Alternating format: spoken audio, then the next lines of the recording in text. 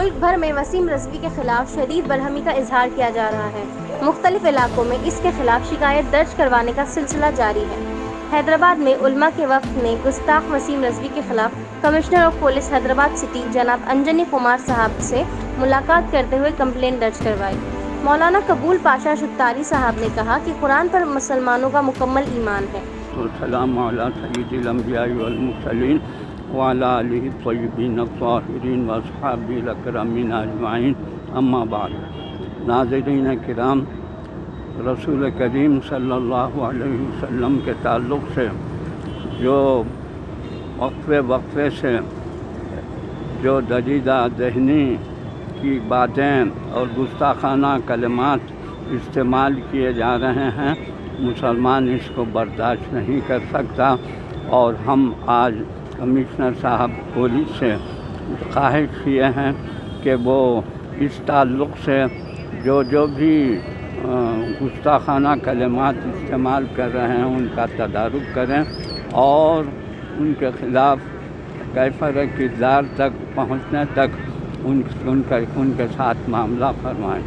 دوسری بات، رمضان المبارک میں آج ہی ریاستی حکومت کی طرف سے جو ہے رات کا کرفیو نافذ ہوا ہے۔ حالات کے لحاظ سے جو کچھ بھی کیا گیا ہے اس میں ہماری خواہش ہے کہ رات میں 9-10 بجے تک اس میں کچھ تھوڑی سی چھوٹ دی جائے تاکہ مسلمان تراویح کی تکمیل کر سکیں، اور مسلمانوں سے بھی اپیل کی جاتی ہے کہ وہ اپنے طور پر ماسک لگائیں، اور اس کے ساتھ ساتھ جو بھی جو ہے اس میں دوری اختیار کرنا ہے سماجی، اس میں جو ہے کوشش کریں۔ اگر ایسا معاملہ نہیں کریں گے تو حالات سنگین ہو سکتے ہیں۔ وآخر دعوانا ان الحمدللہ رب العالمین۔ جناب سید احمد پاشا قادری صاحب نے کہا کہ وسیم رضوی کے خلاف سخت کارروائی کی جائے۔ دین وزیر صاحب صدر مجلس رکن پارلیمنٹ کی ہدایت پر آج علماء کرام مشائخین نظام کا ایک وفد یہاں کمشنر پولیس حیدرآباد جناب انجنی کمار صاحب سے ملاقات کر کے ایک یادداشت پیش کیا جو سرکار عالم صلی اللہ علیہ وسلم کی شان میں مختلف بے ادبیاں گستاخیاں کی جا رہی ہیں، اس کے تعلق سے FIR کرنے اور اس پہ ایکشن لینے کا مطالبہ کیا گیا۔ آج کے اس وقت میں حضرت مولانا سید قبول پاشا قادری شتاری معتمد صدر مجلس علماء دکن، مولانا جعفر پاشا صاحب اسلامی اور مولانا ضیاء الدین نیر صاحب صدر تعمیر ملت، جناب عمر احمد شفیق صاحب معتمد تعمیر ملت، اور جناب احمد بلالہ صاحب، مولانا علی موسوی قادری صاحب اور میں دیگر صاحب شریک تھے۔ نمائندہ اہل حدیث بھی اس میں شریک رہے۔ تفصیلی بات چیت تھی۔ انشاءاللہ ہم کو توقع ہے کہ وقفے سے گستاخی جو کی جا رہی ہے اس کے اوپر پولیس سخت ترین ایکشن لے گا۔ ہمارا مطالبہ ہے کہ ان کے خلاف کارروائی کی جائے۔ دوسرا یہ کہ ایسی کارروائی کی جائے کہ دوبارہ کسی کی ہمت یا جرأت نہ ہو سکے اسی گستاخی کی۔